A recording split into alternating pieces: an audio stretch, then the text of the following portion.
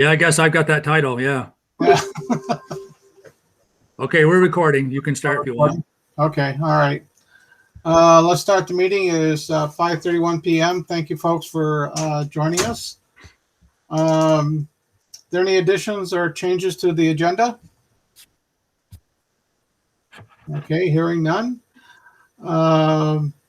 Any public comment? I don't see any public. Okay. The meeting minutes of May 24th were included. Sarah, they look good to you? They look good to me. All right, is that a motion to accept? Yep. Okay, I'll second it. All those in favor say aye. Aye, Aye. Thank you, Andrea. Okay, new business, SHS transportation. So, Sarah, I don't know how much you know about this particular topic, but we had talked about taking a look at SHS transportation a little while ago. Then the pandemic hit, and we were going to do surveys, and then now we have some. Then we ended up having some extra money. So, Brenda, can you bring us up to date on that particular piece? Sure. So, because we did have some ESSER funds, and because it has been a historically challenging problem, we had concerns raised with our release at 12:15 was exasperating for families once we went back to 5 days a week instruction, because parents were having to drop their child off at 8:30, and then they were having to pick them up 12:30 or so. And that was a big ask on parents. So we took that as an opportunity to offer transportation at the dismissal time. We couldn't do the morning times because basically the buses were already committed. I don't know, Guy, if you want to mute, because I'm getting a little feedback if others are hearing that as well. So we just did the dismissal time because that morning time was a conflict with the other schools, and the bus company had already commitments to those places, so we weren't able to offer on both ends. When we sent out the survey information, we had 27 students initially committed to doing the transportation, and from that, we kind of built around a scheduled space of like, here's a drop off, here's a drop off, here's a drop off. In short order, those numbers came dramatically down. So we went from having the availability of 9 buses to 4 buses because we didn't have need. And at this point, we typically have anywhere between 4 and 12 students that are using the buses at dismissal time. We wanted to continue running it even though we did not have a high ridership, just because we wanted to carry that over into next year, because we know that the situation is wonky at best, right, with our current situation, and trying to build that up. I sent out another survey a few weeks ago so that we could start planning for next year. And so we sent it out to all of our existing students minus our senior class, and all of the Barrie City and Barrie Town 8th grade residents also received our survey. From that, we had just over 100 people respond to it, and we had about 80 of them say that they expressed interest in the use of the buses. Of the 80 or so families, students that indicated wanting to potentially access the transportation, we also asked them about 2 different morning times, because our band, chorus, and ROTC programs actually start at 7:35 in the morning, and all other programs start at 8:20. And so if we were to offer for the transportation to access those morning programs, that would mean a 6:45 pickup time was what Stacey Emerson indicated to us. And if not, it would be a 7:30 pickup time. About 1/3 of the people responding indicated they wanted that early run, and 2/3 indicated the other run. We recognize that if we were to stick with the earliest run, it probably would decimate the others because the others just wouldn't ride, even though they could access breakfast and academic supports and so forth. So we recommended at this point in time, we would consider that 7:30 run. The challenge we're having right now is we're trying to squeeze in the number of buses and bus drivers with what Berry City and Berry Town also needs. So based upon our needs, the regional area, we were estimating needing between 2 and 4 buses. And again, dependent upon how we were sharing the buses, how fast they had to get back to routes would kind of determine that. We have the ability space-wise to meet it in 2, but if we need to turn around a faster bus route, then we need 4 to kind of do the quadrant regions. As we were entering into this meeting, I just received a message, and the other building administrators and Jamie, minus Jamie, excuse me, I thought Jamie was on this, also just received this as an update from Stacy Emerson.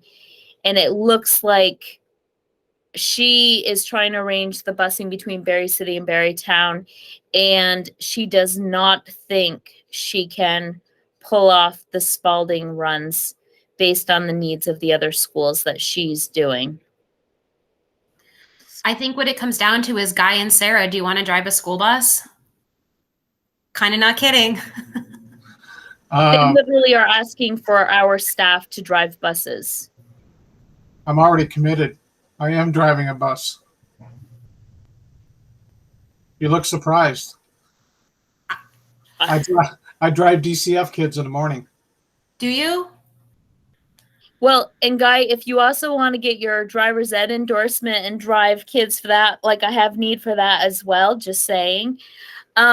So this obviously just came to me within the last 10 minutes. It's a little bit disheartening. At the same time, I recognize the incredible expense and the hardship it is for individual families. So I guess we have to decide like what it is that we want to push forward. And we have the limitation of the bus company is saying that they are not going to be able to commit to meeting our needs. Brenda, do they not have the buses or not have the drivers? Drivers is her main priority at this point. And she's been pretty consistent about that. When we had a meeting about a month ago, that week she lost 3 of her drivers. So she's willing to train them. We have messaged as a district, anybody who's hired at this point gets the notice about like, if you're also interested, we will train you as to be a bus driver. Well, that may change as the situation changes. I think the pandemic, like everything else, impacted this particular area, probably even more in terms of what people needed to do and had to do, and but there was a shortage of bus drivers even before the pandemic. The other question I have for Brenda and Jamie, and I think I've asked this before, but it would seem to me that Green Mountain Transit, which has a fixed route in Barrie, would be a potential partner, at least for the kids on their routes. Do we even offer an opportunity for them to ride the bus if they're on the fixed route now? They could be let off at least at Air Street. So I've gone to them twice before. It's been probably 3 years since the last time, just because of COVID, and we haven't had a recent conversation. We talked about bus passes so that our families that had to access that as their form of transportation, we might be able to get a reduced rate for them. We talked about some hot spots for them to have bus routes around, like, for example, Highgate is a high needs area. Would they consider? They had their bus routes and they're willing to have their bus routes on their times, but their times and their bus routes do not align with really, quite frankly, anything to do with our schedule. Yeah. Yeah. I know they're always trying to improve the service, and I know they're talking about moving their offices somewhere. I don't know where that's going to be, but it might be worth checking in again. Given what we're running up against. I mean, I think if we could at least offer a bus pass to kids, and it's also trying to change a culture. I mean, we've never offered busing before, so one would argue, well, people have figured it out and they're doing it, but it's also created a pressure on the other end. I mean, you want to get a driver's ed teacher. Well, the reason driver's ed is so popular is that kids need to get to school. So it's kind of a conundrum on both ends. I will say, however, that our current situation, many of the kids, even though their parents said that they were going to ride, it's quite frankly, it's not cool to be a high school student and ride a bus. So it would be a huge cultural shift. I do agree with you, though, Guy, that if we were to offer it, it would grow. I don't know as it would grow to the capacity it could and should on an environmental level or whatever. But we definitely, I think, would get a better ridership over time.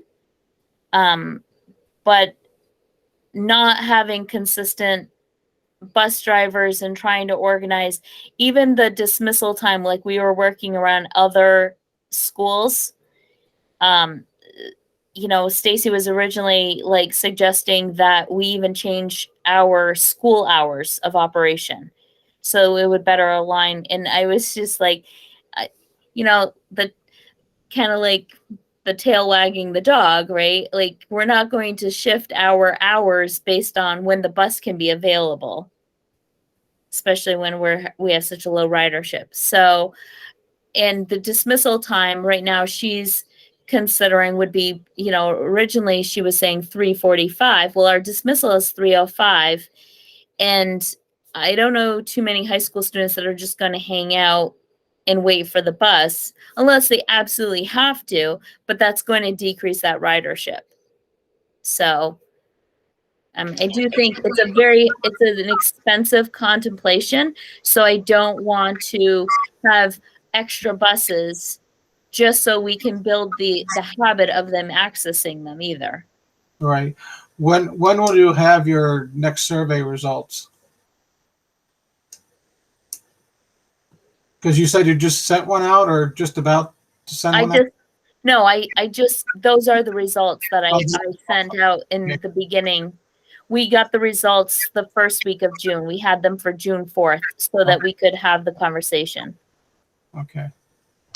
Now, the elementary and middle school buses, are they completely full? Is there any way to sneak a couple of high schoolers on those trips along the routes that are already established, or is that not a consideration? Yeah. We will be adding preschoolers to our buses, so we're not even sure that we're going to have the capacity for preschool through grade 8. And with the preschoolers, we're then limited to how many we can actually put into the seat because they will be in their 5-point harness seats. And I would just caution, I like the thought, I would just caution having too wide of a grade span on a bus together. But if that's what it takes to get transportation, we would make it work. Yeah, I know some school districts do it. I know, and I know it's a somewhat controversial piece. So it looks like the ridership would not be high, to at least based on the results you have. Are we still sending the bus out to the Orange area, Washington Orange area? And what's the ridership there? So our ridership has been anywhere between 0 and 3 on any given day. We have more students from that area, but that's the ridership. So we actually send one of the Suburbans. So we have a lease with 2 Suburbans. One was supposed to be for work-based, one was supposed to be for special ed, and we use that to access. And our ridership has not grown over the years, but I would not necessarily count this last year as typical. So we'll continue. So, am I right in remembering that the cutoff or break-even point was 5 students? 5 to 6 was kind of like what we were shooting for Yeah. for So- the cost of that.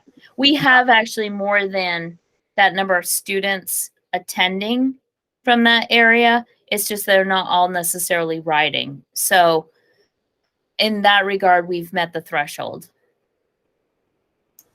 And again, it's that whole thing you talk about. I mean, transportation is tricky. You can't be changing the school bus stops.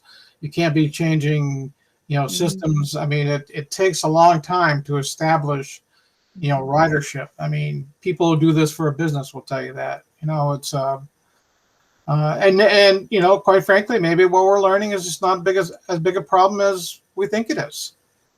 I mean, I don't know. I could be off base in saying that, but one could argue that we've done it for how many years, and people have figured it out.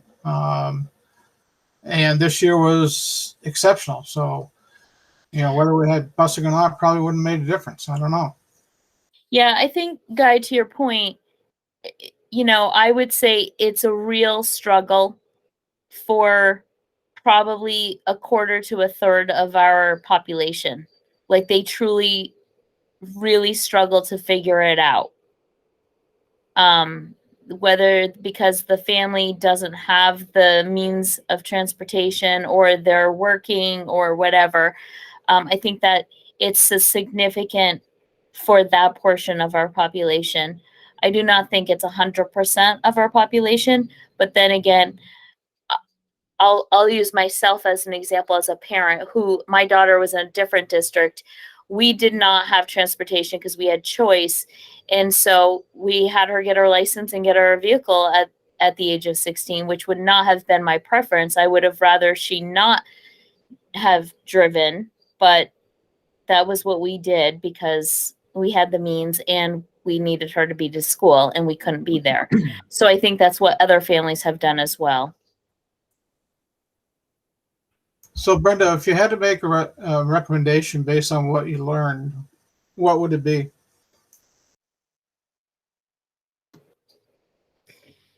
I would like to see us have at least, if we can maybe work with the public transportation, or if we can work with Stacy to have at least 2 buses do some general sweeps of big stop areas.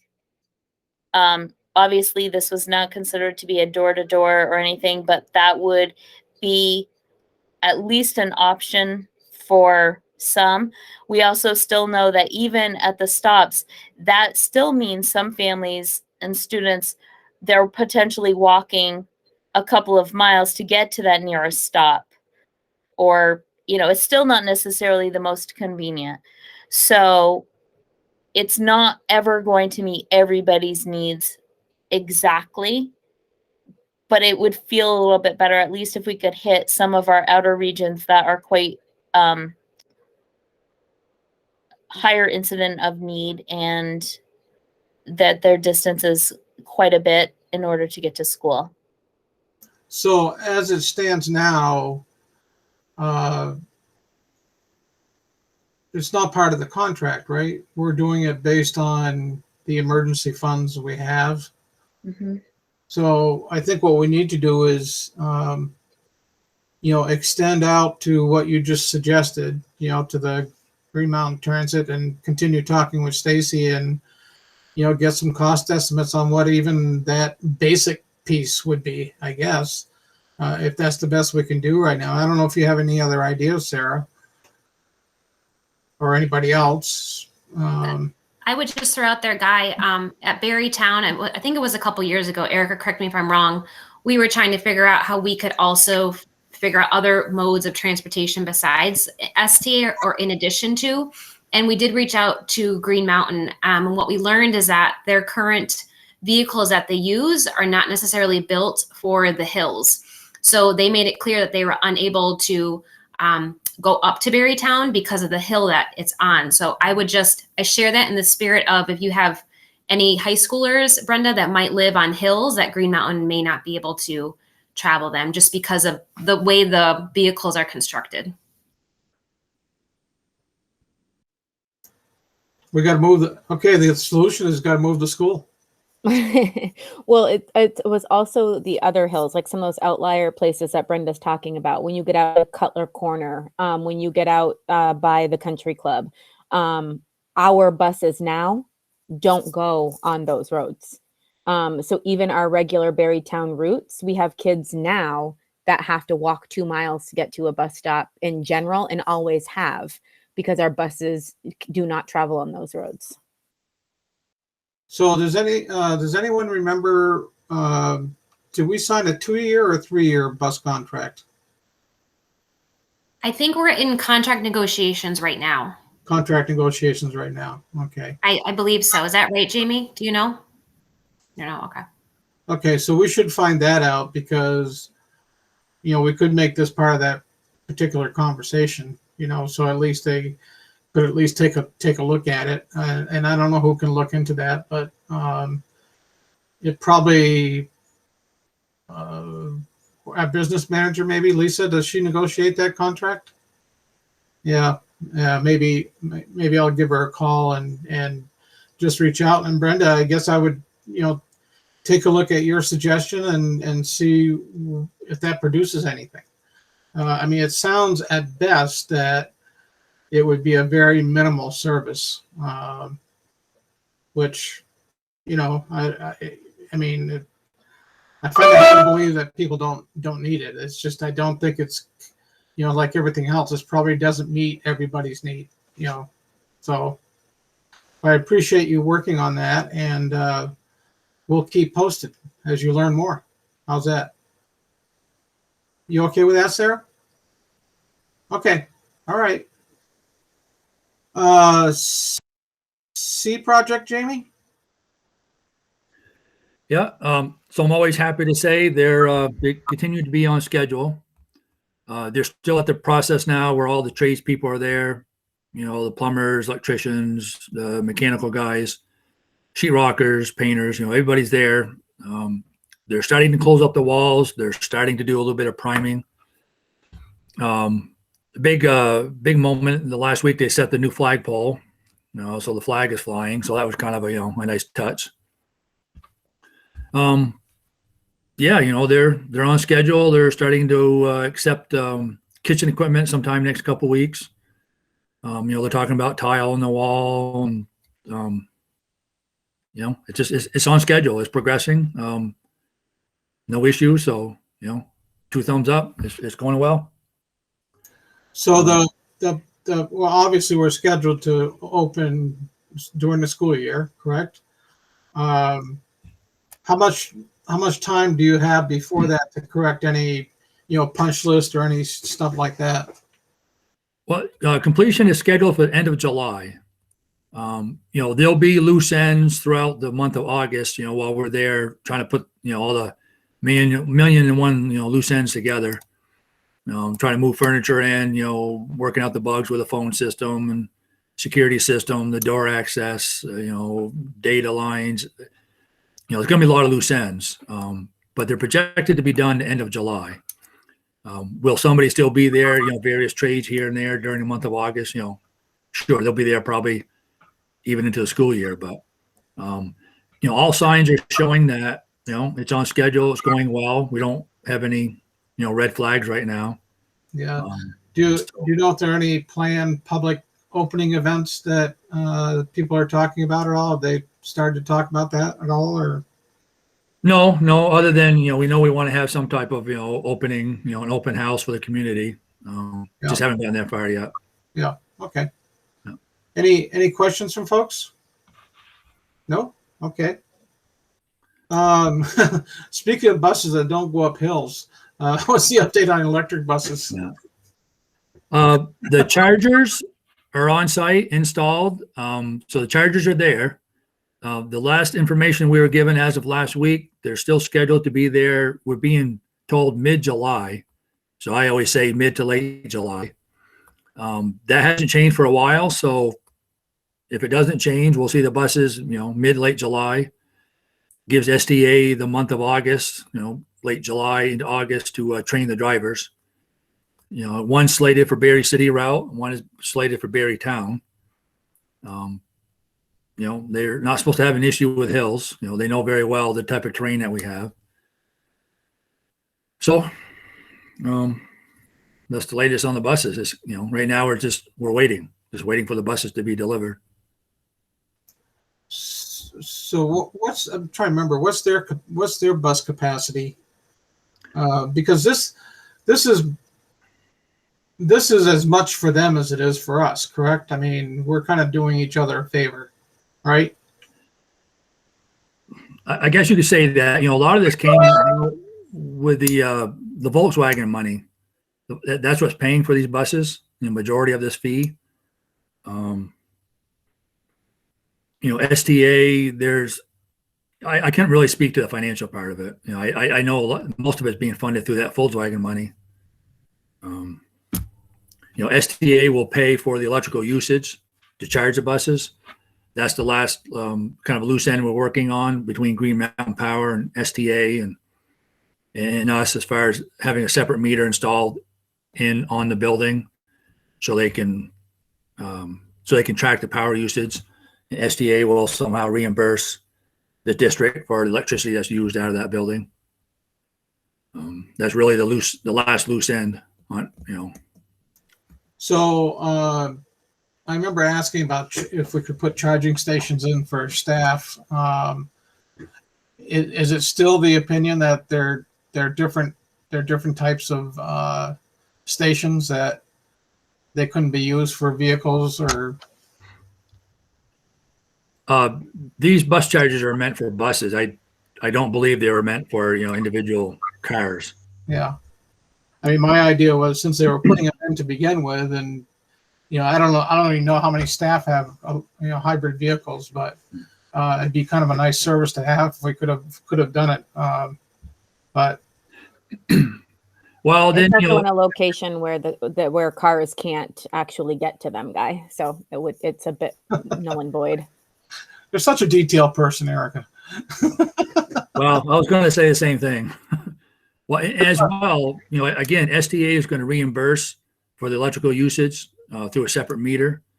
So, it's a philosophical question there too, as far as why can individuals get free power, but yet everybody else pays for everything else. So, I think that's a bigger, longer discussion down the road. So yeah, all is well at the moment with electric buses. All right. You got in your addendum packet, I don't know if everybody received it or not, but review of summer projects. So you want to go over that a little bit, Jamie? Yeah. So summer projects, and probably a lot of you can relate to this. I sort of feel, unorganized and out of sorts, just because of the way, the world's been and getting our budget passed. Normally by now, I'm just waiting to, push the go button when the summer's out or school is out to then start the projects. Some of this, I still kind of feel like, I'm organizing and preparing these projects to even happen. So kind of having said that, the roofing project, Berry City Elementary, it's on board. The contractor is prepared to do the work. What we're finding out is that, like everybody, finding roofing materials, like everything else, is hard to find. It's looking a bit iffy right now that the project may happen, and or if it'll be 100% of the project that will happen. They're being told anywhere from 6 to 8, 10, 12 weeks, kind of depends on what week you ask, when they'll receive the materials. It puts it somewhere at best beginning of August, and at worst kind of the tail end of August before they'll even have the materials. So it's a really big question mark right now. I think what we're going to see at best is that it's kind of like 3 sections of the roof building that makes up the whole project. I think the gymnasium roof is probably the most logical section of the roof that we will be able to do in time for school to open. So that's the best I can tell you right now with Berry City roof. It's a little bit of a wait and see. I pitched this to Lisa to say that, maybe what would happen if we can only do the gym roof at best, we buy all the materials now, they warehouse them for us at their site. And if we can hold that money aside to pay for the labor for the following summer, then that's kind of like option A. Option B would be if we can't hold that money to next year, we at least do as much roofing as we can and still own all the materials for the following summer. It's just such a gray area at the moment. What's your best guess about materials? I mean, is roofing like plywood? It's like everything. It's just having access to it. So many contractors, manufacturing shut down for so long. And then, they trying to get their materials, trying to get labor, to make it and then to ship it, and it's just compounded, truckers, delivery people, they're behind. Best case, they get it early part of August. We have super perfect weather. They get it done. I'm going to dare say it's pretty unlikely that the entire project is going to be done. You're going to see, a third to maybe half of it being done this year. That's my gut feeling as to what the roofer is telling us. And he's been pretty adamant and pretty upfront. He's been calling us more than we've been calling him. He's letting us know, what we're up against. So, as I know more, I'll certainly, share it with you, but it's you wouldn't do it when school's in session, right? Unless you're at the very tail end of it, you're wrapping up loose ends, that you can manage, but tearing off the roof, installing it, it's just, it's not safe. You've got a lot of crane traffic, you got the workers, potential, accidents happen. You've got students and staff underneath you in a classroom. It's just, you couldn't do it. What are the other sections that's not the gymnasium roof? So if you're leaving the gymnasium roof, you kind of go up that ramp towards the front office. It's that ramp area. It's the roof above the front office area, back towards the library, and then back. Well, if you're in the hallway and the library is in front of you, to your right, over in that direction, covering more classrooms. I speak about the gymnasium roof first because it's a very just blank canvas. It's just a flat roof with no penetrations, no rooftop equipment, no tricky, corners and curbings. It's a very, very simple roof to do. So that one they could do very easily. Maybe they could extend a little bit towards the front office. I'm a little uneasy to try to say how much I think they're going to be able to get done based on the availability of materials. They say they have all the labor, all the help. It's just getting the materials. Well, we're not in dire straits in terms of a problem area, in terms of, if we don't do it tomorrow, that, the roof's going to cave in, or we're going to have leaks all over the place, or. Right. No, we're not going to be closing school. We're not going to be having, hundreds of buckets everywhere. It's, we've got a leak here, leak there, there's a few leaks here and there, and we contain them. And, again, trying to be proactive with everything that we do, trying to stay on top of it and do it now. If it wasn't for the situation we're in with the pandemic, it would just be business as usual. So it's just the situation that we're in right now. Any other projects you're running into problems with, or is it still too early to tell? No, because we haven't really built any real large projects. The auditorium at the high school, it's a sizable project, but that kind of material is luckily not something where they're behind. They have access to all that type of electronic equipment, all the data work, soundboards, all the speakers, all that stuff. It's not an issue. So luckily, that's a project that should go pretty smoothly. And how about materials for your regular summer work updates and all that stuff? Yeah, not really an issue. Most of, custodial products now, everybody ramped up and some, made more of it because of the pandemic. So custodial products, that's not an issue. Other than that, nuts and bolts, air filters. Yeah, luckily that's not an issue. A lot of our, life safety systems, it's more of inspections and repair. The fire alarm systems, sprinkler systems, the elevators. It's equipment we already have, and they're always maintained on service records. So luckily, not really an issue there. We still may do some flooring in some of the schools. We may do some Victalic fittings at Berry City Elementary. But again, a lot of that, we're still trying to chase contractors down to, confirm that they have availability and time to do some of that work. So I don't think we're going to have, busting at the seams, projects going left and right this summer. There's just still a lot of loose ends. Whatever projects we may not get to this summer, with some of the vacation breaks and breaks in the springtime, some of those things we could still do. So whatever funds we still have available from what projects we are able to complete, we certainly can get some of those done during, winter and spring breaks. So that's what I have to work with. It's tough. It's been tough to find people to give you time to give you bids. It's tough to find contractors that can find materials. It's just so compounded. But we're going to do as much as we can, and we'll play catch up in the spring. Any other questions about summer projects, Sarah? Yeah, are we moving forward with Berrytown's bleachers? Did we get That was that? the next thing. Yes. Okay. Yeah. Actually, I spoke with the bleacher company just today, so we're kind of dusting off the conversation. I'll be reaching out to him tomorrow to sign their proposal. Right now, they're telling me it's somewhere. Cover your ears, Jen and Erica, but sometime in October. Before we'll see the bleachers. But what may work out is sometime like winter break. We take a week, and we have the bleachers installed during a week. We'll just have to dance around the schedule a little bit. Again, it's out of our control.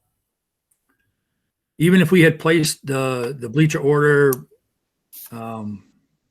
back in like March, if the budget had passed back in March, at that time we were still being told it was going to be late summer before we saw the bleachers.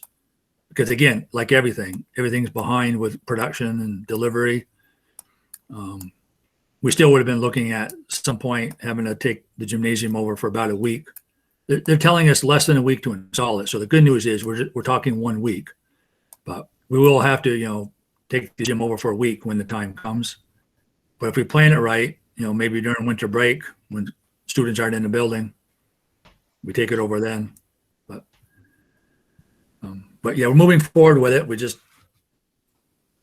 don't know exactly when, and will we have to take some time from the gym? Yeah, we will, but we'll figure that out. We'll do it as best we can. We'll try not to, interfere if at all possible, but so wait and see. Any other questions, Sarah, or anybody else? No, I'm wondering if that can't get done. I mean, if it's October and weather's still nice, and I know there's a couple of days of in-service and shutdown in October around Columbus Day, if maybe that could get done sooner, that would probably be better for everybody. But I understand the situation. Yeah. We'll certainly do our best to make that impact minimal, as best we can. Like everything we're doing the best we can, what we have to work with. Okay. Also, the addendum was the list of deferred and long-term maintenance projects, and I think finance reviewed this list at your finance meeting, right, Sarah? Finance is tomorrow. Tomorrow. Okay. Yeah. I thought you guys had seen this already. No. Well, it's in my agenda. Oh, all right. So how does a deferred list come up? How do you come up with a deferred list? Kind of just tell us about the process and what you see going forward. Yeah. So when the word deferred, I cringe a little bit when I hear the word deferred a little bit, because it sounds like it's stuff that you should have been doing, and you didn't put the money there. So the list I made, I wouldn't necessarily call it deferred. I just I made that list because these are the major money projects, in all of our buildings. So, when you use the word deferred, lightly use the word deferred, because again, it's not because we ignored it. It's just some of the projects are large, and we just talked about it for many years. And I don't know if this is the place right now. I mean, it's 4 different buildings, it's 4 pages, but they're big items. I certainly can run through the list, but I don't know if that's what you want from me to do, and I can if you want, if that's what you want. Well, I think the reason we asked, and correct me if I'm wrong, Sarah, but do any of these projects fall under the the special funding that we're going to be getting, or based on our funding situation, are some of these projects something that you want to try to accelerate, and you may not be able to because of the lack of materials or employees or contractors. So I think it was just a general look-see, and given the financial environment right now, are there things that can be moved up or you'd want to move up?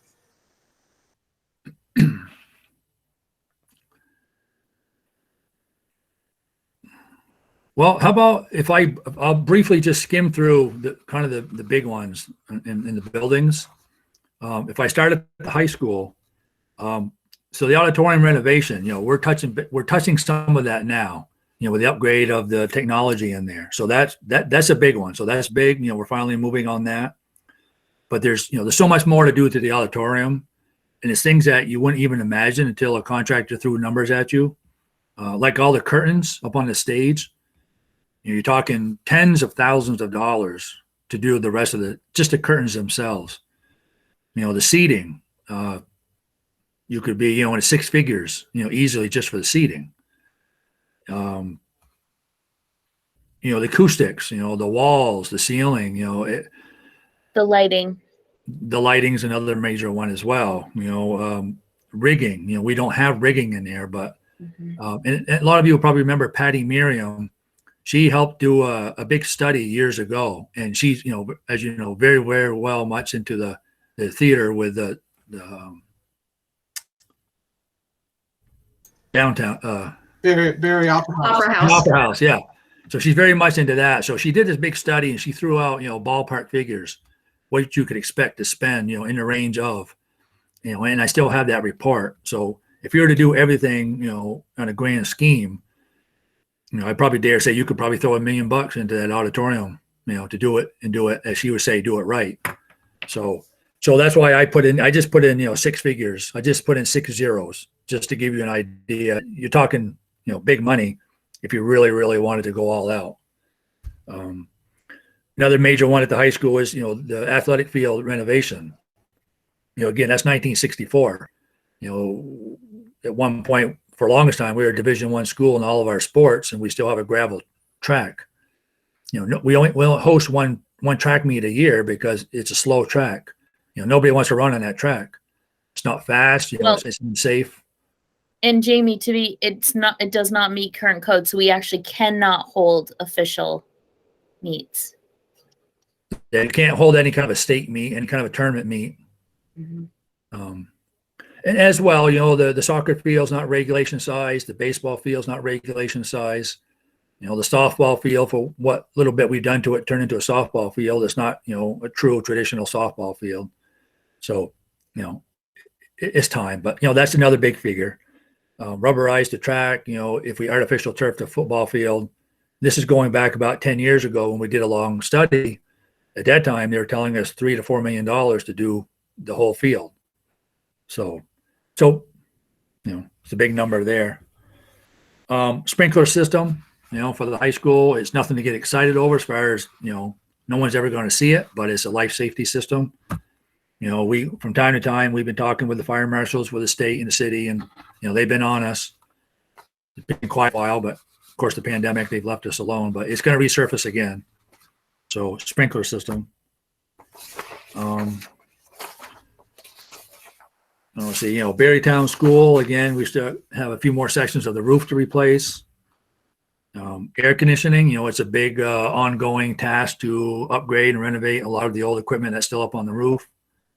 And again, it's not due to deferred maintenance, it's just wear and tear. It's just a lot of old equipment.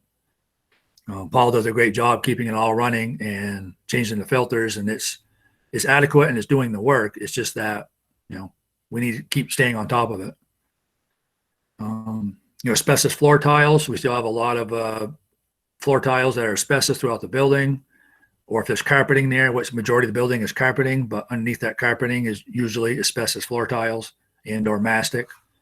So we have a long ways to go to replace that carpeting with tile.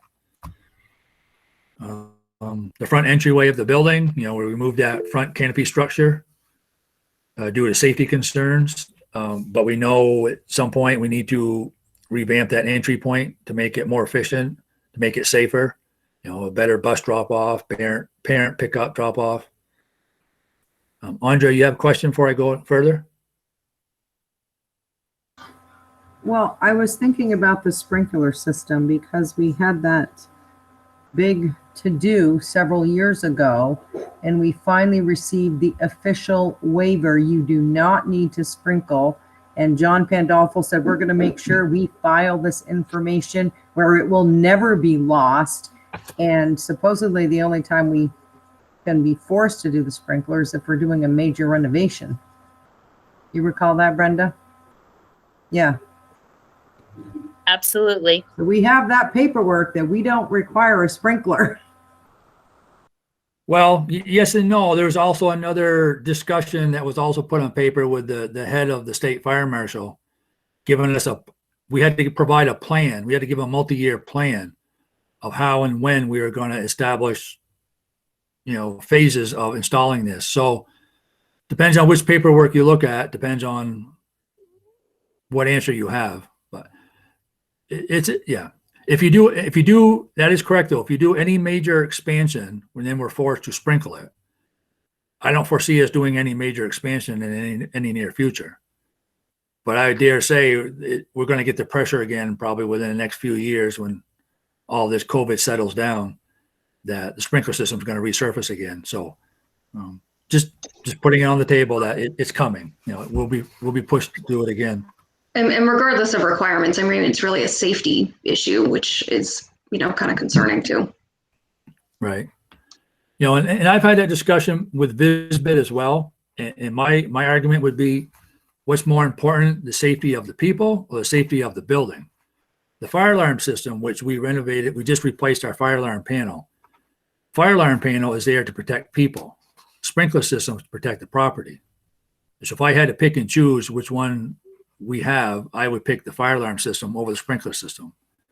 The fire marshal wouldn't want to hear me say that, and they would argue that. But if you're VISBET and VISBET's ensuring, the property as well as the people, the fire alarm system is going to protect the people. The sprinkler system is going to protect the building. So if I had to pick and choose, I'm glad we have what we have. But that's my platform. So Jamie, would a renovation of the Career Center trigger that? Yeah. Any major renovation to the building. Yeah. So that's still out. That's still being studied. That's being looked at. So that's out there in the sidebar conversation. But that said, the Career Center area is sprinkled. The bottom floor is. Yeah, the upper floor of Career Center is not. I think that's why I asked that, because if you renovated that, they probably would make you sprinkle top floor, right? Yeah. Okay. Well, it's a discussion that's happening. So. Yeah. So I guess if I'm just going to skim through a little bit more, Berry City, again, it's continuing. Hey, Jamie, before you go on, let me rephrase my question. Do we know whether we're going to be able to use any of the federal money for infrastructure stuff? Do we know any of those details yet? Lisa's the person to ask that question. I, like all of us, I'm still learning what ESSER money, is to be used for. So I like to say, yeah, some of the stuff maybe would, but So, yeah, Hayden. Yeah, sorry. So there's 3 phases to this release of ESSER money. And the first phase has been all around curriculum. So we're doing a lot of the interventionists. The second phase, which hasn't been all the way released yet and hasn't really been communicated that much yet, that's where the facilities stuff could come into it, but they haven't really released a lot of the guidelines around it specifically yet and what would and won't qualify. The committee that include many of us on it that worked and looked at the ESSER funds and worked on the recovery plan. There are some submissions that are facilities related, but it has to be really targeted towards student learning and outcomes in the data we have at schools. So the long and short is we'll see when this second pool of money gets allotted. Thank you for that clarification, Hayden. I think that's where I was going. As we learn more about what we can use this money for, we have a list in front of us. And are there any things on that list that move up in terms of priority and fit into the square hole that they're probably going to prescribe? I think that was my intent. I think what we have in front of us is we have a list, and we're aware of the list. And as we learn more information, maybe advocates will try to move some of the list up. I don't know. That was my intention for asking that, by the way. And I know you had asked it too, Sarah, I think. I don't know if you want to add anything to that. Well, I was kind of looking for a wish list, which we got. The bigger projects, the fields, while I'd love to just, throw $4 million at you and get us some Division I fields again, I don't see that happening. But I can tell you just a quick look at the FY21 financial results from my agenda. We're looking at a $1.9 million surplus of this year's budget. So at tomorrow night's meeting, we're going to try and make a recommendation of where we're putting those funds. And I would like to put a fair amount in the capital reserve fund, because I think this is a unique opportunity. I don't think we're going to see this again. I know we've got about 300,000 in there now, but obviously, we could certainly use more. We're going to have to put some in tax stabilization. There's been some talk about leaving some in the general fund for other things. But I'd love to give it all to you, but if you had, I guess I'm kind of looking for a recommendation or an idea of I'm sure you could use every penny of it, but I need to be able to make a recommendation to the committee tomorrow. What would you like to see?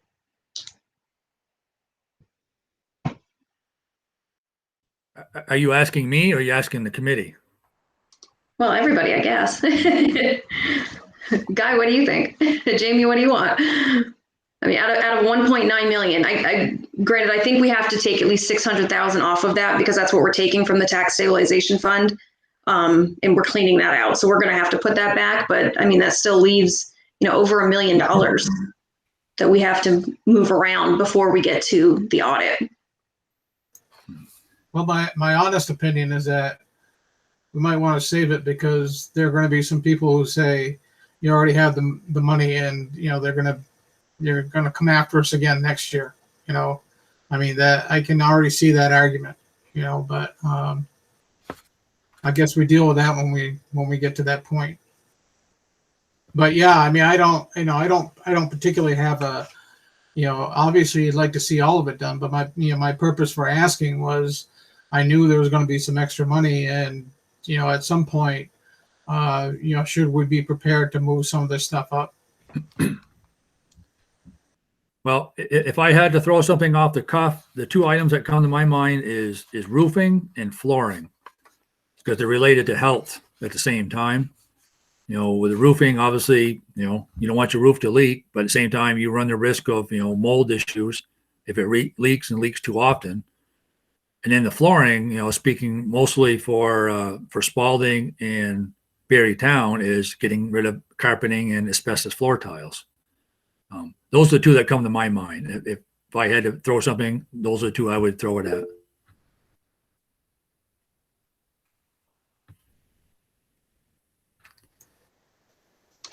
Sorry, I'm adding. So between all of the floor, we're looking at like $2 million for all the buildings between flooring and roofs.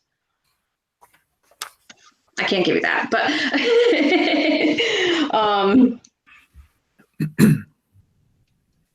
okay. Well, I will. I'll let the finance committee know that's their, you know, what, you know, technically a focus should be, and I'm not sure what they'd agree with. I just want to look at the numbers from the first. Looks like a spreadsheet. You gave the numbers of what we're putting in the capital improvement fund lines, and that's based on the 75 cents a square foot. So if we were to fund each of the three buildings at $1 a square foot, it's 492,000. Does that sound right to you? You're muted.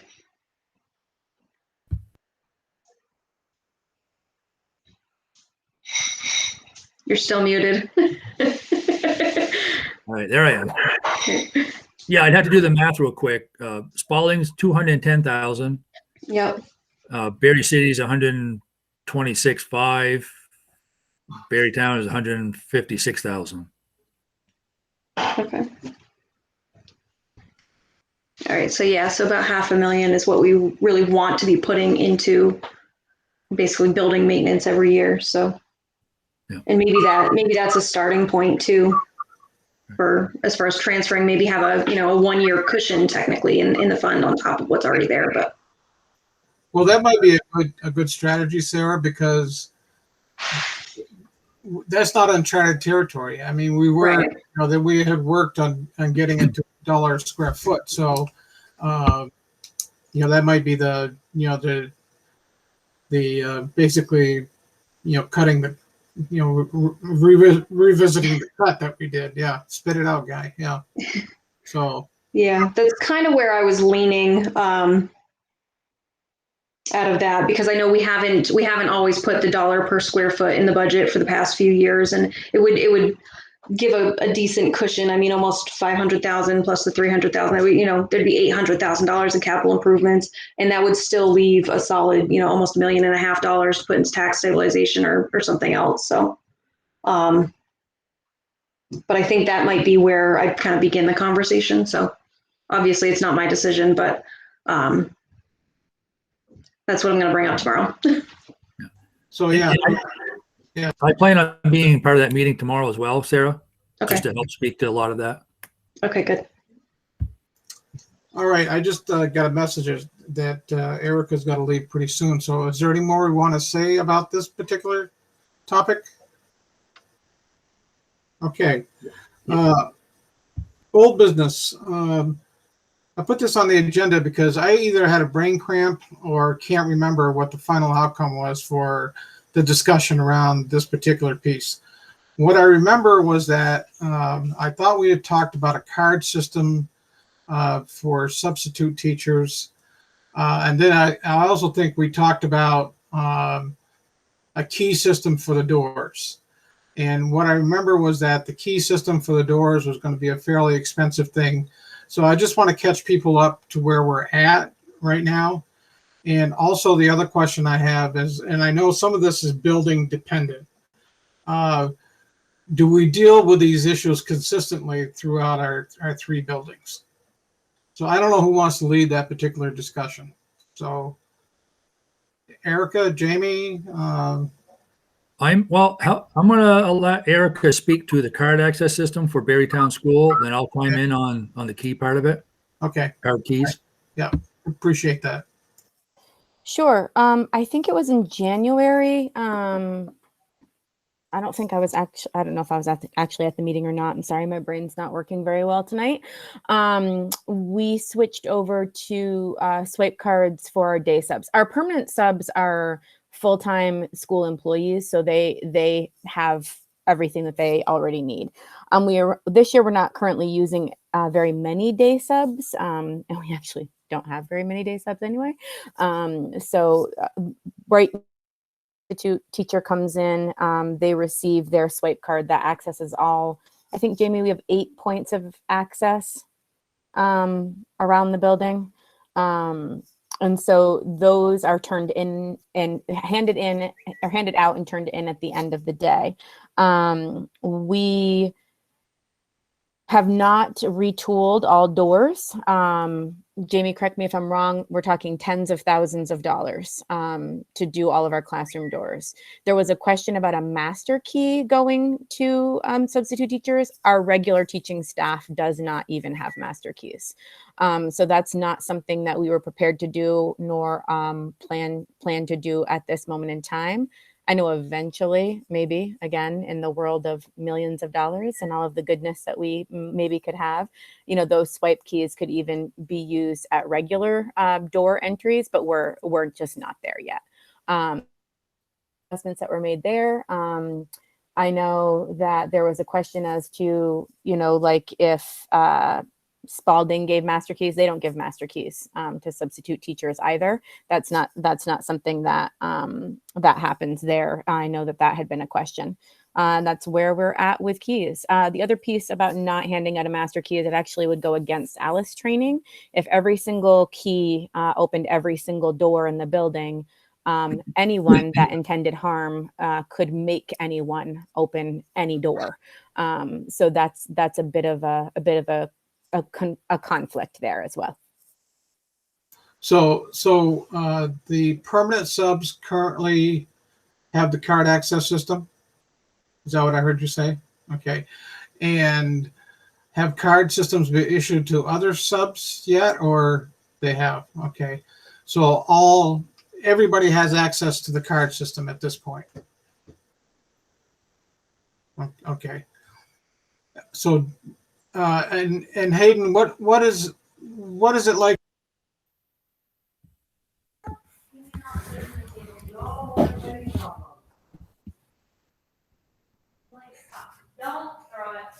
Guy, I'm here, but I'm having some internet issues, or maybe you froze.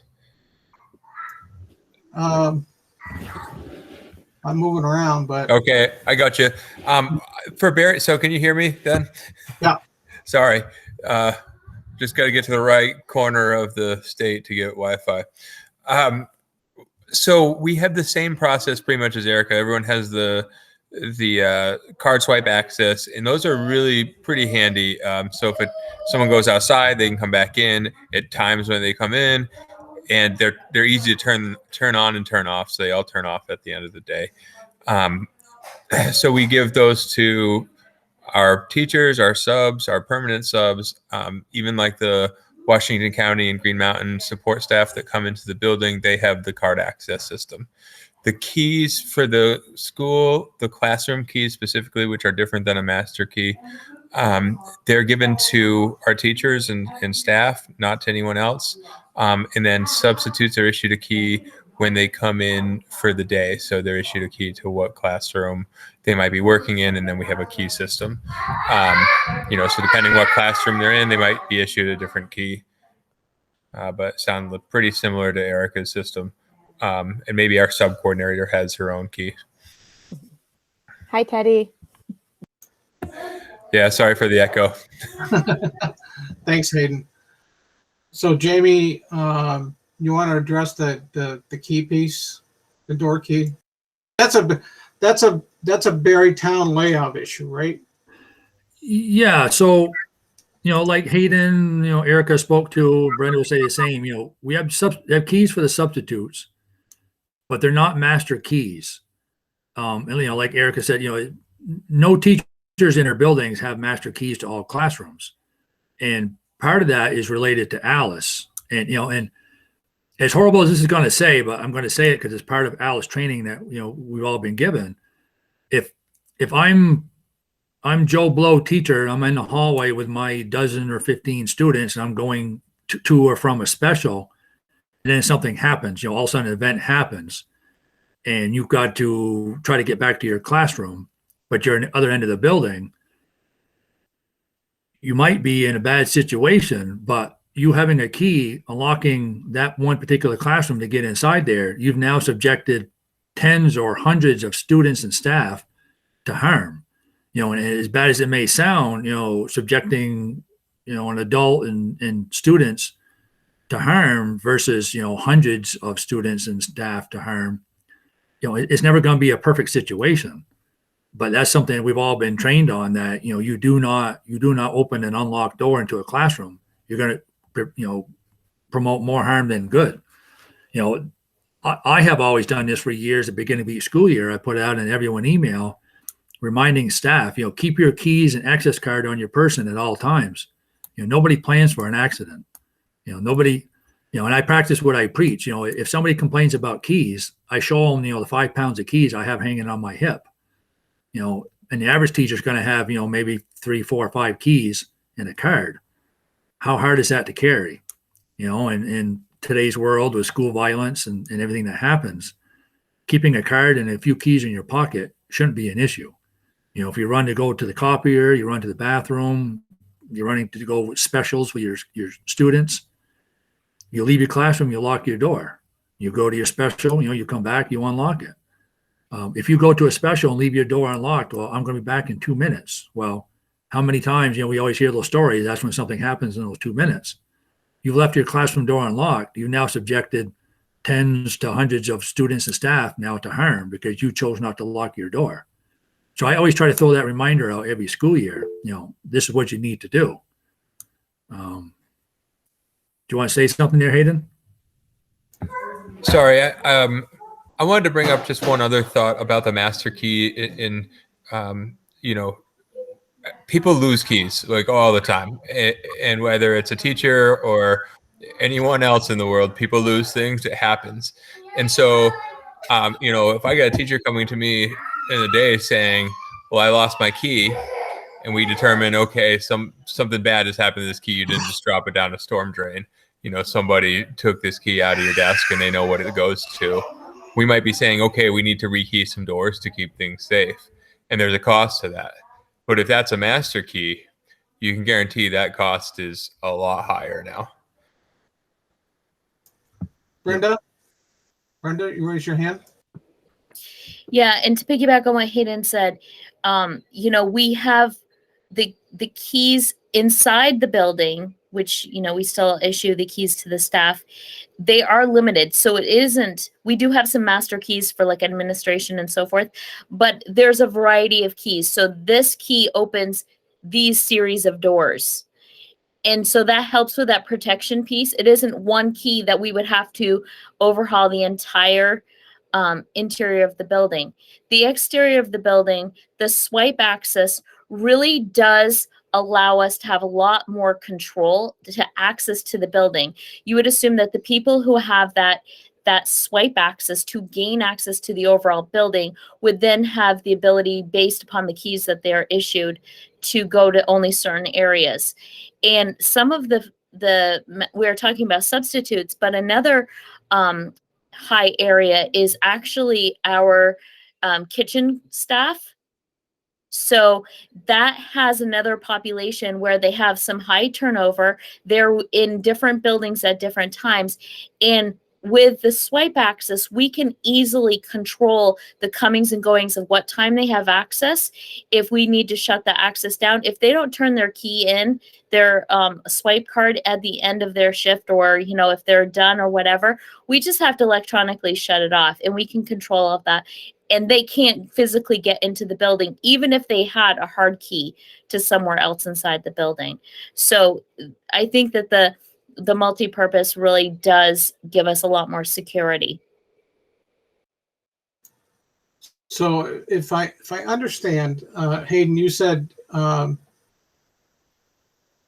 all staff are issued keys that they turn in at the end of the day. Did I hear that correctly?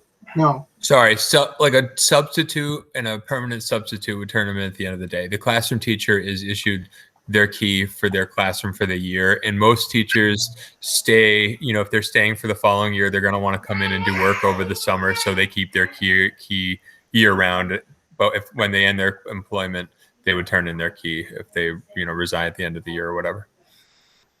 So, Erica, at Berrytown, subs are not issued keys. No, for a couple of reasons. We don't have a bank of doors, so each door has its own key. We also don't have many enclosed classroom doors. So, for example, if you're going to substitute in all but 2 of the 8th grade classrooms, there's not a door. There's no key because there's actually not a door to the classroom. So that's a whole other ball of wax that's there. But we've got 4 people upstairs that are able to open doors and travel with people whenever they need. And we've got 6 people downstairs. So, Jamie, I know you spoke to this a little bit. Some people have characterized this as a potential safety issue. On the list of safety issues that you look at as a facilities person, where would this land on your list? To be able to rekey doors, classroom doors for Berrytown. Yeah, it's pretty high on the list, but it's going to be expensive. And I'm not saying we shouldn't do it. I just want to say it'll be expensive, as well as that some of the door hardware on many of the double doors into the common areas are old enough doors where we need to redo the crash bars and the locking system, as well as at that point, the doors are old enough where you really need to replace the doors as well. We were given a quote from a local vendor, and it's like $15,000-$20,000 in that range, to do this work. So it's something hard to act on quickly because it's a lot of money. And this is not an excuse, but to say, we've all been dealing with a lot this school year, just trying to get through, the start of the day and end of the day, just the nuts and bolts of a regular school day. And then to think you're going to really do a lot of head scratching and revamping and trying to figure out how to fix a very complicated situation with, locking of doors in that building. It's not that we ignored it. It's not that we don't think it's not important. It's just, we just try to get through the school year and sane, and make it all happen. So I want folks to understand we didn't ignore this. We don't, discount it. We just haven't gotten there yet. Well, and I think also, Jamie, I think it's fair to say that you and I have had multiple conversations with the PD, with the fire marshal. There are actually other safety measures that we would take first before rekeying the door. Moving to swipe cards on all of the doors that are easily changeable with coding. Going to an emergency release, because if the outside of our building is fortified the way that it should be, there should not be able to be a breach to the inside. And we have talked about emergency releases so that front office, you push your emergency release button and all of those doors that lead from the lobby close and lock. And so there are other ways to also talk about how we spend safety funds that might not be hard keys for doors, because that's a pretty, old fashioned way of securing a building. Yeah. And to piggyback on that as well, every time you go through the means to protect something in one fashion, you may have ignored or maybe complicated another fashion. So for example, if you electronically release all the doors, they all shut, and when they shut, they're locked. And then, God forbid, all of a sudden there's a fire event and now you've got to evacuate the building. Depending on how those doors shut and locked, they're designed so that you can always get out of the building in the means to evacuate that building in the quickest, most direct route. But if you get to a certain point and then you come upon that fire or the smoke and you have to backtrack and now exit the building a different route, but yet you design those doors to shut, and when they shut, they're locked because you designed it that way so an intruder can't now get to you. You might be trapped on the locked side of the door, and now you're stuck in the fire. So that's why I say this is not something we've ignored, we've discounted. It's a very complicated, situation with that school, the way that is designed, that open concept. You design something for one issue, you resolve that, but then you may have complicated another one. So again, I just say that over and over. We haven't ignored it or discounted it. It's just a lot of thought needs to go into this. And if I do something, I'm always doing something feeling like I've done it and done it well. And I don't want to do something for the sake of saying that we did it, but then we made something else worse. So I want to approach it and do it right the first time as possible as we can. Sarah, do you have any questions about this? Nope, I'm good. Okay, all right. Well, thank you for the update. I think I'm clear, but Clear as mud. well, it's like a lot of other things this past year. It's a work in progress. It's happening. It's a work in progress. We need to do it right. Okay, is there any other business that we want to talk about? Well, I have a question because Yeah. when were the card keys set up for subs for the outside doors? Because I was subbing in May and we still didn't have them. Well, now that Erica has just left, I guess we'll have to defer that to Jen and Erica for an answer. Yeah, because I have even inquired about if there were any changes to procedures on check-in, and I've been told no, and there have been no card keys in May. And this was discussed in, I think, January. All right, I'll follow up with Jen and Erica tomorrow to find out just exactly how and when these cards are getting to the subs. So I'll follow up on that tomorrow. Okay, that would be important because what I heard is that they had been issued, unless I didn't hear it correctly. Yeah, I heard that as well. So I'll follow up on the details. Okay. Future agenda items. Well, we're probably going to want to hear what the budget committee has decided in terms of our discussion tonight. Jamie will probably make sure that we have an update on projects, like, as you get clearer in terms of what you're going to see. And also the other thing is with the federal money, if that becomes clear, and if there's nothing to report on it, then there's nothing to report on it, Guy, if you don't mind, I do have a few things I'd like to report out on. I still have a few more things to share with you folks. Sure. Yeah. Sure. Yeah. Okay. I just learned today, and this is a good piece of news. Lisa shared with me this morning.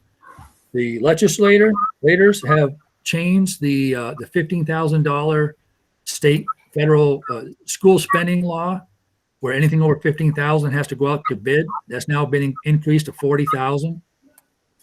That's huge. That's huge in my world. That takes a lot of labor out of the work that we have to do.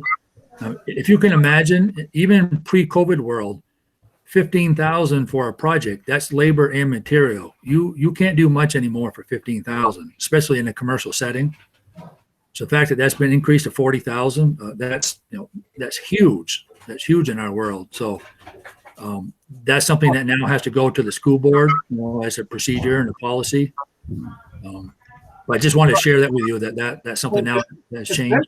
15 for quite a while, hasn't it? Yeah, I've been with the schools for 19 years, and it's always been that since I've been here. And actually, when I first got into this role, the school had a policy of 10,000, and I inquired and pushed. And when I found out that the state law says 15,000, they changed it from 10 to 15. But yeah, it's long overdue. So that's great news. That's good news.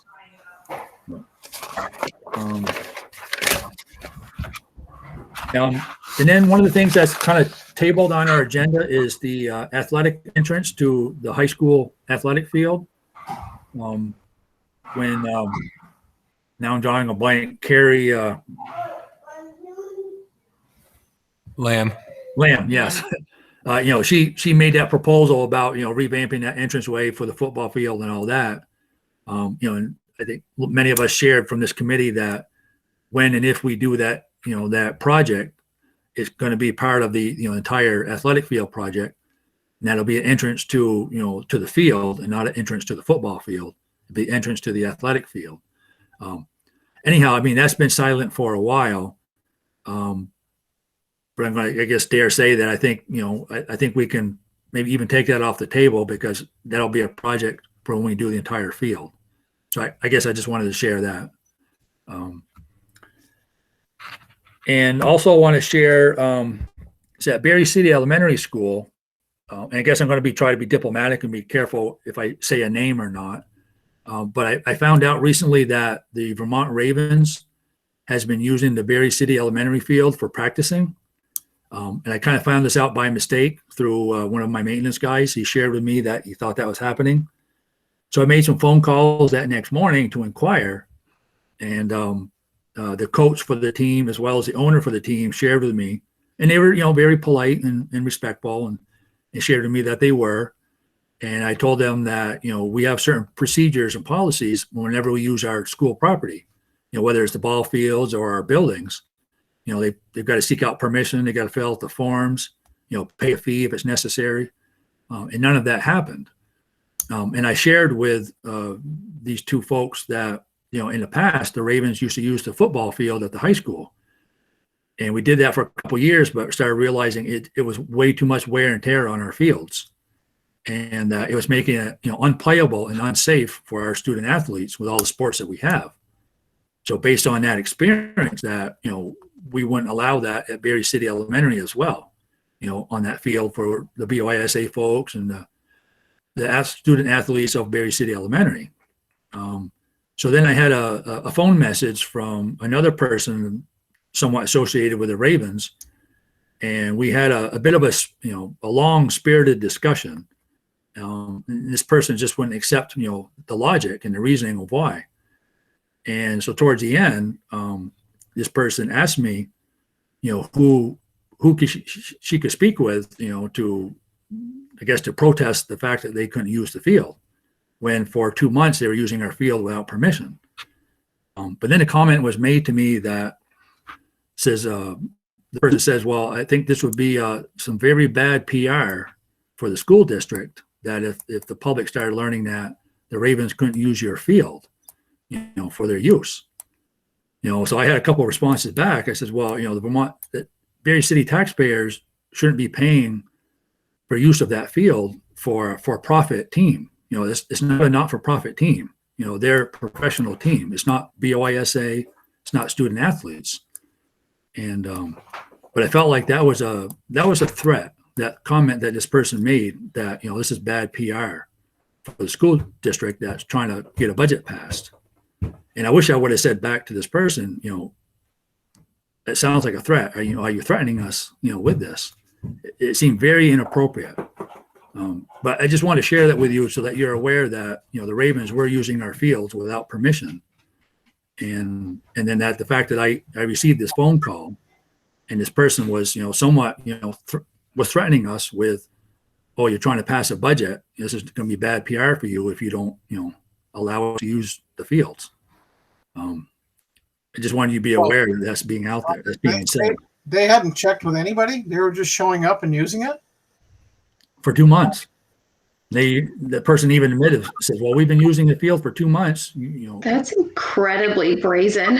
And in football, with all of the liabilities and the waivers, I can't even fathom why.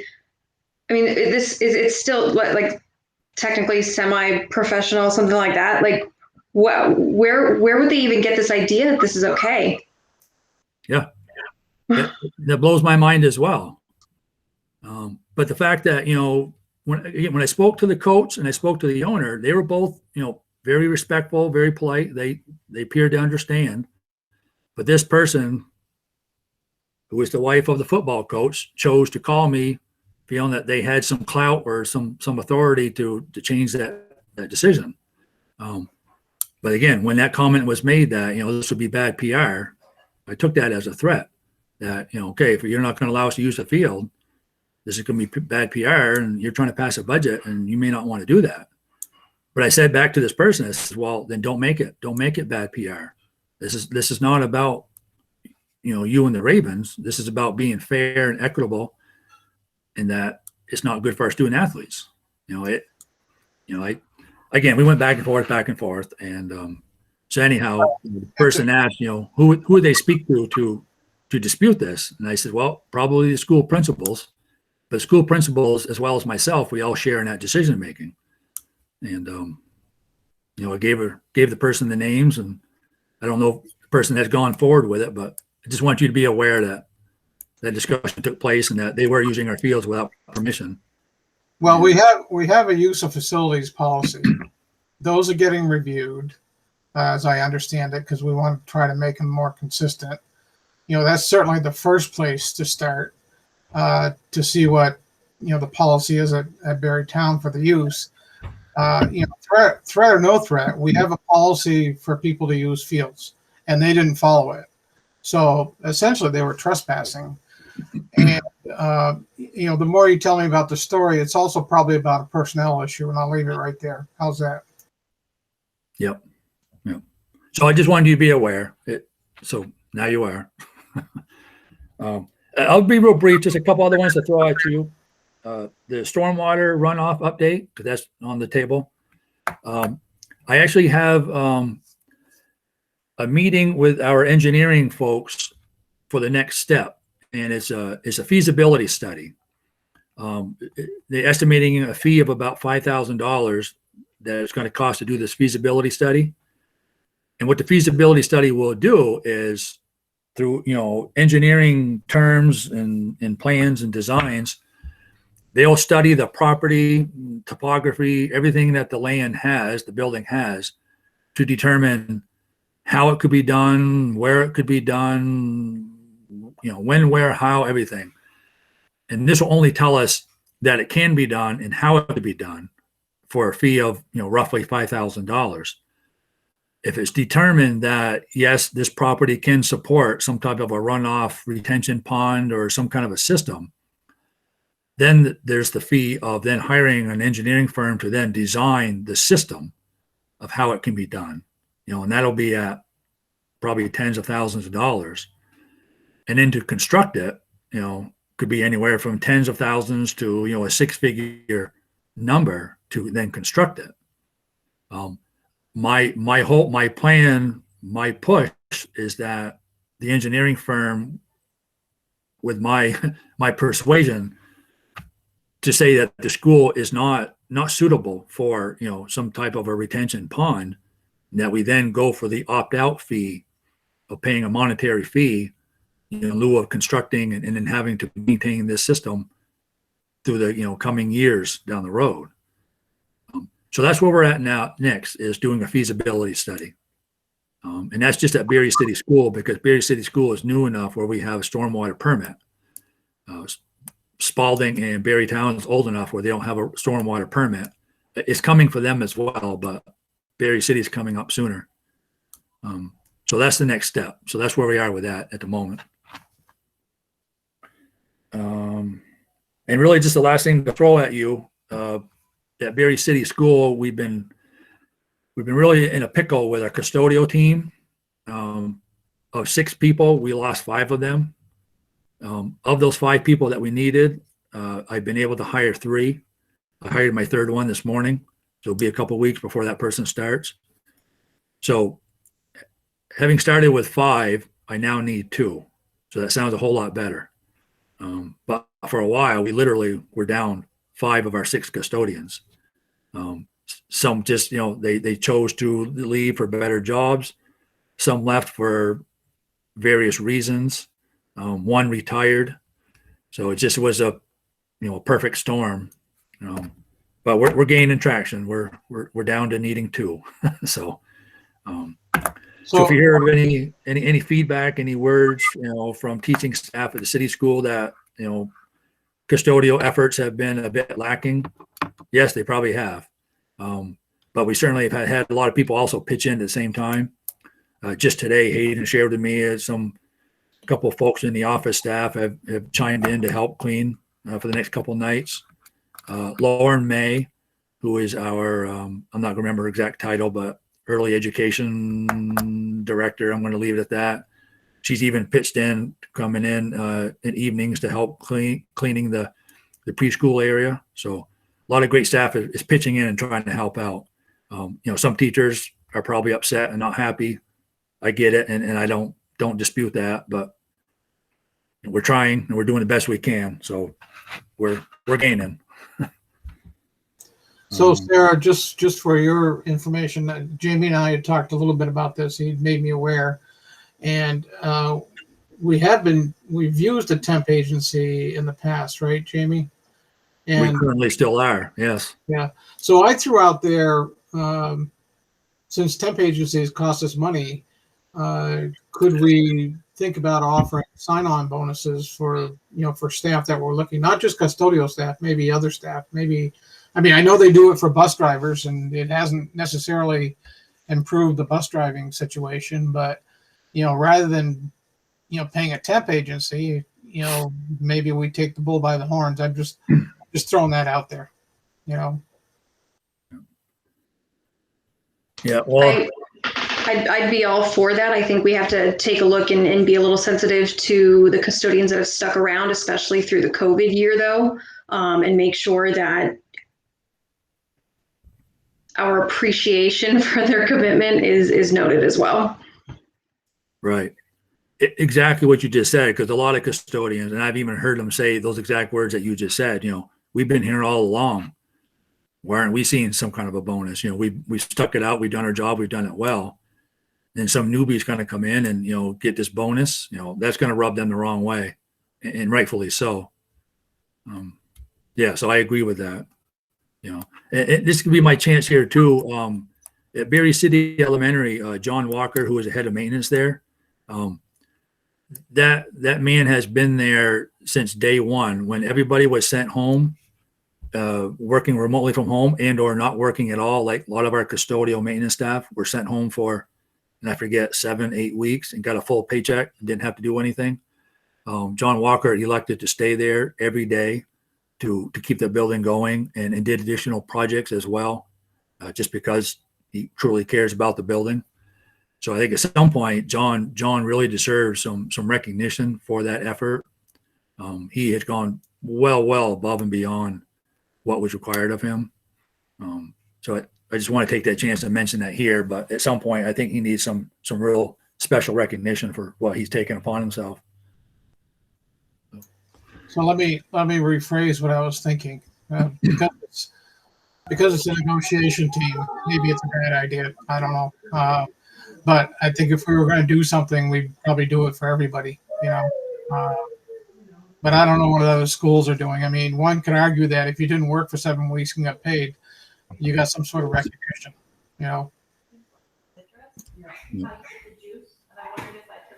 Hayden, you want to make a comment? Yeah. John's obviously a great employee and a great son for our school. He takes great care of it. The facility is always in good shape, and he did a ton of outdoor projects. I was there not every day. I mean, he was there every single day. I was there a lot of days over last summer while we were remote everything, and they were taking care of business and keeping the building accessible for our community. We had the daycare going on in there in the early days, and all the meal stuff. So it was huge. And we're doing our recognitions and staff celebrations this Friday. And so we have a lot of people and teams to recognize for different things, and he'll be part of that for sure. Good. Not only that, I should share too, we've all school year, we have a ton of setup and takedown in our parking lots every day because of all the traffic patterns related to all the temperature taking, and his crew's there early every morning setting them up, and then late every day on top of all the extra cleaning responsibilities they have that they wouldn't have had in other years. So they've done an outstanding job. It's definitely been hard missing so much of the staff, and just kind of a series of coincidences right at the same time. So it didn't work out great, but we're catching up for sure. Yep. Well, if not, this isn't money, but please pass along the appreciation of the facility committee for what people have done, along to other staff too. But certainly let them know that we discussed it, and certainly appreciate what they've done. And little do we know how much they've really done, because we're not there. So share our appreciation. Sarah, is there anything you want to add to the agenda? next time? I don't think so. Like I said, I mean, I'm hoping we can come to kind of a recommendation to bring to the board regarding what, as far as the capital improvement fund, and that's about all I got right now. Yeah, I mean, I think if we can at least tag team, you know, if both committees are in agreement, I think that'll you know, strengthen the recommendation, you know, and Jamie can keep his eyes and ears open as to what, you know, perhaps can develop, you know. So are we good? All right. Brenda and Hayden, thank you for hanging in there. I know it's a busy time of year, and you know, good luck the rest of the week, and as you start planning for the summer. Do you get a day off Sunday to not do any planning or anything? It's going to be a busy summer, like you're hearing for everywhere. The hiring is going to be a race this year, and it's tricky. I did want to say, Guy, you brought up earlier the future agenda items, and I think it would be wise for this committee to seek out a little more information from what is going to qualify from the ESSER grants, what isn't, and then look at some of the things that have been potentially proposed. What it sounds like is things that will, you know, improve safety and improve learning would be approved. So maybe an additional playground could be something to consider, or like an outdoor project. Those sound like things that are gonna maybe be looked into or supported, whereas repairs may or may not be, is what I was understanding. But I think having a thorough report could be really helpful. Okay, so it's one committee, right, reviewing all three phases of this money? Is that correct? Yeah, we'll see. Obviously, there's some turnover happening at the central office and different things. So, there's been multiple committees looking at things. Okay, so make sure the important one for this particular item Jamie's sitting on. How's that? We'll make sure that gets pushed through. And I think, Jamie, you have been part of those conversations with Lisa, probably. Yeah. Lisa and I have those conversations. It seems like almost daily now. You know, what's out there for monies? What can I spend? You know, I'm always going to her. Okay, this is what I want to do. Can I do it? Can I have money? And more times than not, she gives me the yes. So I don't have any complaints. But yeah, I'll certainly learn a lot of that. You know, she's in the same building I'm in, and she's part of all of this when it comes to ESSER. So yeah, I'm able to find out a lot of information from her. So it related to facilities, I'll know about it, and I'll share it as I know it. My favorite Jamie quote is, "I will spend the money you give me and not any more." Well, I might spend a little bit more just to prove the point I needed it. Just a few bucks. So if you have any other agenda items you want to add, Jamie, I'll check with you before the next meeting, which is scheduled for July 12th. Okay, just shoot me an email. Yep. And Sarah, will you do an adjournment? Motion to adjourn. Anybody opposed to that? All right, folks, enjoy your evening. Okay, thank you for hanging in there. All right, have a good night. Thank you.